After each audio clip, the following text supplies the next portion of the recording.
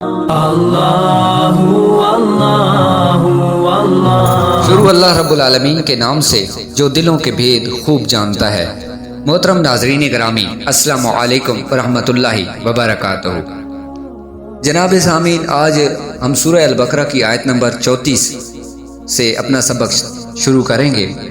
سب سے پہلے جو آج میں آپ کے سامنے بیان کرنے والا ہوں، ان کی چند ایک ہیڈ لائن۔ اللہ اللہ اللہ اللہ۔ سب سے پہلے میں آیت کریمہ آیت نمبر 34 کا ترجمہ بیان کرتا ہوں۔ اور یاد کرو، جب ہم نے فرشتوں کو حکم دیا کہ آدم کو سجدہ کرو تو ابلیس کے علاوہ سب نے سجدہ کیا، اس نے انکار کیا اور تکبر کیا اور کافر ہو گیا۔ اب اس آیت کریمہ کا صحیح طریقے سے سمجھنے کے لیے، تفسیر صحیح طریقے سے سمجھنے کے لیے میں اس سے تھوڑا سا پیچھے، اللہ تعالیٰ سب سے پہلے آیت نمبر 30 میں فرماتا ہے کہ اے فرشتوں، میں زمین میں ایک نائب بنانے والا ہوں۔ تو فرشتوں نے عرض کی کہ یا اللہ، آپ ایسے کو نائب بنائیں گے جو زمین میں فساد کرے گا، خون ریزی کرے گا؟ تو اللہ تعالیٰ نے فرمایا کہ جو میں جانتا ہوں وہ تم نہیں جانتے۔ اب حضرت آدم علیہ السلام کو اللہ تعالیٰ ان تمام چھوٹی بڑی اشیاء کے نام صفات سکھا دیتے ہیں، اور فرشتوں سے فرمایا کہ اب تم ان چیزوں کے نام بتاؤ۔ تو فرشتوں نے ان چیزوں کے نام نہ بتا سکے، کیونکہ فرشتوں کے پاس اتنا ہی علم تھا جتنا اللہ تعالیٰ نے ان کو عطا کیا۔ فرشتے عرض کرنے لگے کہ یا اللہ، ہمارے پاس تو اتنا ہی علم ہے جتنا آپ نے ہمیں عطا کیا ہے، باقی سارا جو علم اور حکمت ہے وہ تو تیرے ہی پاس ہے۔ اب اللہ تعالیٰ نے حضرت آدم علیہ السلام کو فرمایا کہ اے آدم، تو ان چیزوں کے نام بتا دے۔ تو آدم علیہ السلام نے ان چیزوں کے نام بتا دیے۔ تو ایک تو فرشتوں کے اوپر جو اللہ تعالیٰ کی حکمت تھی وہ ظاہر ہو گئی، اور حضرت آدم علیہ السلام کی افضلیت ظاہر ہو گئی۔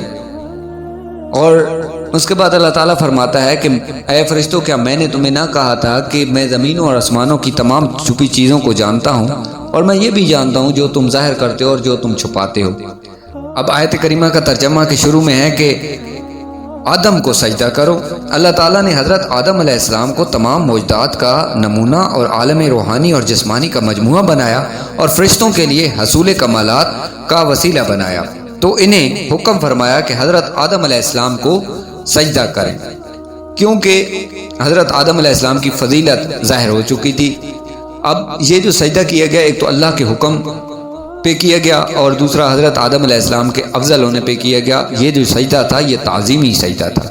بہرحال تمام فرشتوں کو سجدے کا حکم ہوا تو ملائکہ مقربین سمیت تمام فرشتوں نے سجدہ کیا، سوائے ایک کے۔ وہ کون تھا؟ ابلیس تھا، شیطان مردود۔ وہ حضرت آدم علیہ السلام کو سجدہ کرنے سے اس نے انکار کر دیا، کیونکہ اس کے دل میں یہ بات تھی کہ میں انتہائی افضل ہوں، عبادت گزار تھا، فرشتوں کا استاد تھا۔ تو اس نے اللہ کے حکم سے انکار کر دیا ماننے سے، اور نبی پاک کی تعظیم سے تکبر کی، اس وجہ سے وہ کافر ہو گیا۔ حضرت آدم علیہ السلام اور ابلیس کا جو قصہ ہے قرآن پاک کی 7 سورتوں میں بیان کیا گیا ہے۔ اب جو سجدہ کی میں شرعی احکامات ہیں اس کے بارے میں بیان کر دیتا ہوں کہ اس آیت میں سجدے کا ذکر ہے، اس سے مناسبت سے یہاں سجدے سے متعلق چند احکامات بیان کرنا میں ضروری سمجھتا ہوں۔ سجدہ 2 قسم کا ہے، عبادت کا سجدہ اور تعظیم کا سجدہ۔ عبادت کا سجدہ کسی کو معبود سمجھ کر کیا جاتا ہے، اور وہ صرف اللہ کو ہے، کیونکہ اللہ کے سوا کوئی معبود نہیں۔ اور تعظیم کا سجدہ وہ ہوتا ہے جس سے مسجود، یعنی جسے سجدہ کیا جائے اس کی تعظیم مقصود ہوتی ہے، یعنی کسی کے احترام میں، کسی کے ادب میں، کسی کے افضلیت ہونے کی وجہ سے اس کو کیا جاتا ہے۔ اور شریعت محمدی صلی اللہ علیہ وآلہ وسلم سے پہلے، ہماری شریعت سے پہلے تمام جو شریعتیں ہیں ان میں یہ جو سجدہ تھا وہ جائز تھا، لیکن ہماری شریعت میں منسوخ ہو گیا، اور اب سے یہ منسوخ ہے۔ کسی بھی پیر یا ولی یا مزار کو تعظیمی سجدہ کرنا حرام ہے۔ لیکن یاد رہے کہ تعظیمی سجدہ کرنے والوں پر یہ بہتان باندھنا کہ یہ معبود سمجھ کر سجدہ کرتے ہیں، یہ اس تعظیمی سجدے سے بڑا گناہ ہے۔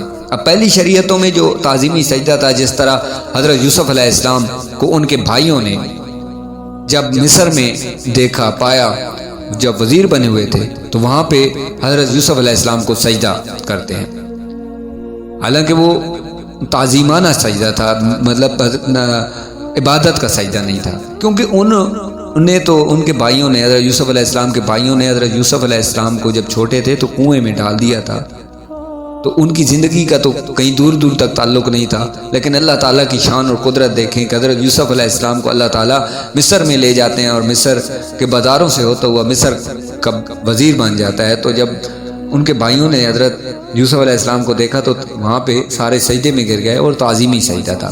جتنے بھی ہمارے پیغمبر آئے ہیں انہوں نے جو بھی ہدایت دی ہے وہ اللہ کی عبادت کی ہدایت دی ہے، عبادت صرف اللہ ہی کی ہے، اور کبھی بھی کسی بھی دور میں ایسا نہیں ہوا، اور نہ ہی کسی شریعت میں یہ عبادت کا سجدہ اللہ کے علاوہ جائز تھا، کہیں بھی نہیں۔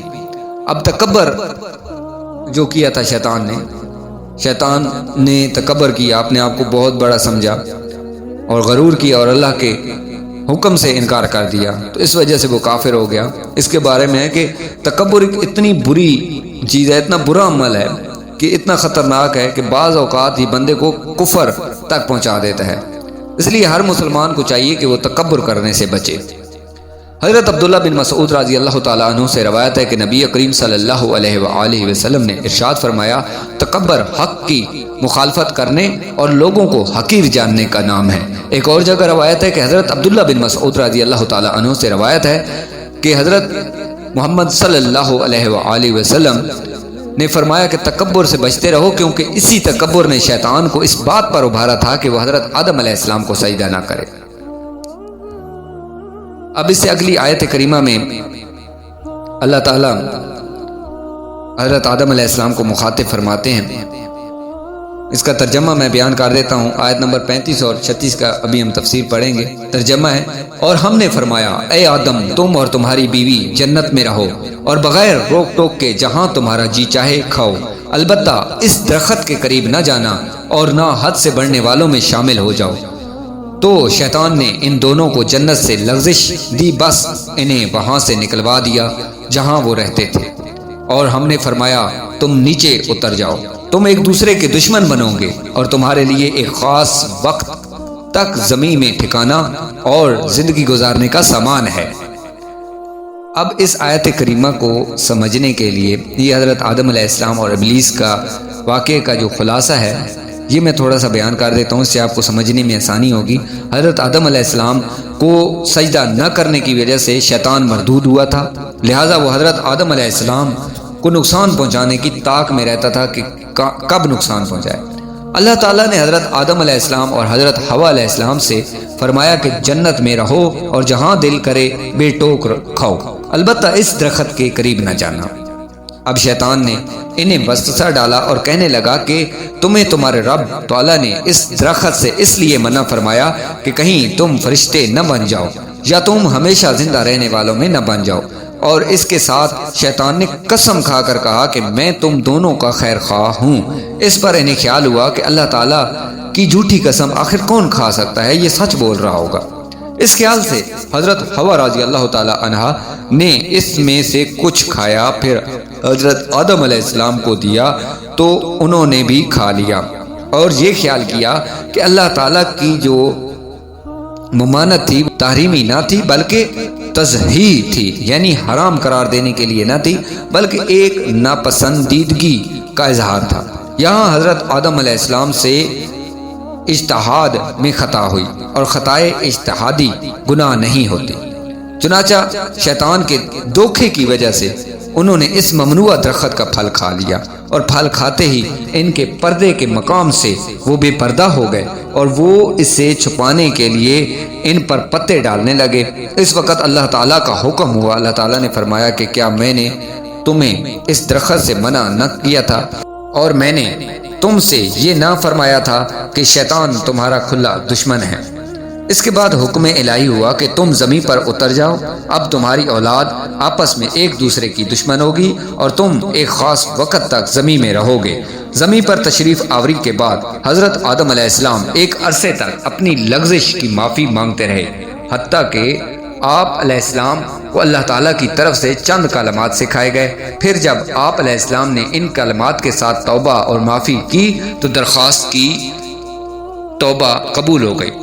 یہاں ایک اہم مسئلہ یاد رکھنا ضروری ہے، کیونکہ آج کل بے باکی کا دور ہے اور جس کا جو جی چاہتا ہے بول دیتا ہے، یہاں تک کہ مذہبی معاملات میں اور اہم عقائد میں بھی زبان کی بے احتیاطیاں شمار سے باہر ہیں۔ اس میں سب سے زیادہ بے باکی جس مسئلے میں دیکھنے میں آتی ہے وہ حضرت آدم علیہ السلام کا جنتی ممنوع درخت سے پھل کھانا ہے۔ اعلیٰ حضرت امام احمد رضا خان رحمۃ اللہ علیہ فرماتے ہیں کہ غیر تلاوت میں اپنی طرف سے حضرت آدم علیہ السلام کی طرف نافرمانی اور گناہ کی نسبت حرام ہے۔ ائمہ دین نے اس کی تصریح فرمائی، بلکہ ایک جماعت علماء کرام نے اسے کفر بتایا ہے۔ لہٰذا اپنے ایمان اور قبر و آخرت پر ترس کھاتے ہوئے ان معاملات میں خاص طور پر اپنی زبان پر قابو رکھیں۔ آدم علیہ السلام نے اللہ تعالیٰ سے کافی عرصے تک رو رو کے دعا مانگی، دعا کے طلبگار ہوئے کہ اللہ تعالیٰ مجھے اس لغزش کی وجہ سے معاف فرما دے۔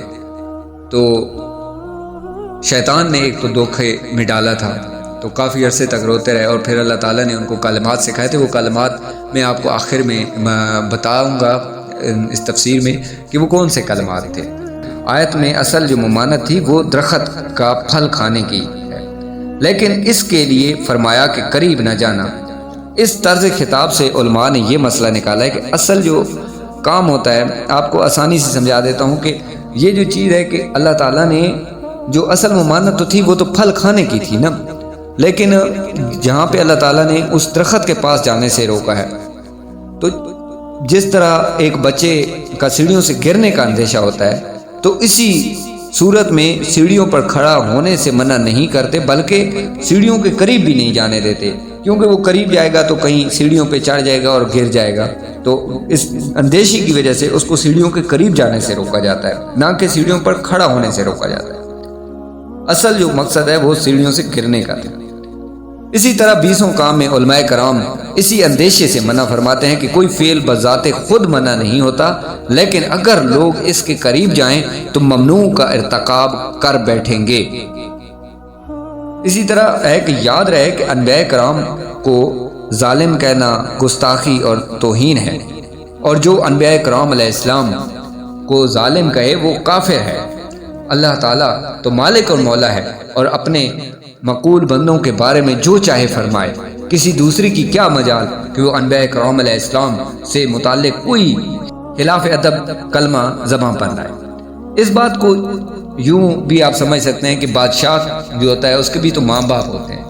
اب بادشاہ کے ماں باپ بادشاہ کو ڈانٹیں، اور ایک شاہی محل کا جمیدار بھی ہو اور وہ دیکھے کہ اس طرح، تو وہ بھی بادشاہ کو ڈانٹنا شروع ہو جائے، تو اس سے احمق کو سے پوچھو کہ اس کا کیا انجام ہوگا۔